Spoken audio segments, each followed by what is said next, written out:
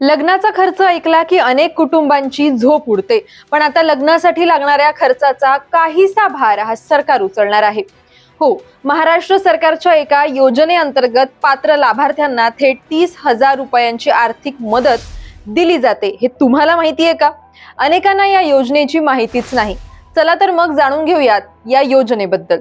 लग्न हा प्रत्येकाच्या आयुष्यातील महत्वाचा क्षण, मात्र हॉल, जेवणावळ, कपडे, दागिने आणि इतर खर्च यामुळे अनेक कुटुंबाचं बजेट कोलमडतं. अनेकांना कर्जाचा आधार सुद्धा घ्यावा लागतो. इतर काही जण आर्थिक अडचणींमुळे लग्नाचा खर्च भागवण्यासाठी धडपड करताना आपल्याला दिसतात. याच पार्श्वभूमीवर राज्य सरकारची एक महत्वाची योजना मदतीला येते.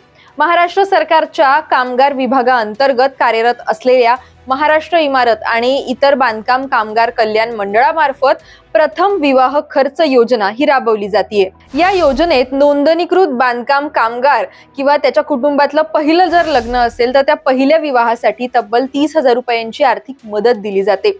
ही रक्कम थेट लाभार्थ्याच्या बँक खात्यामध्ये जमा केली जाते. मग या योजनेचा लाभ कोण कोण घेऊ शकतं?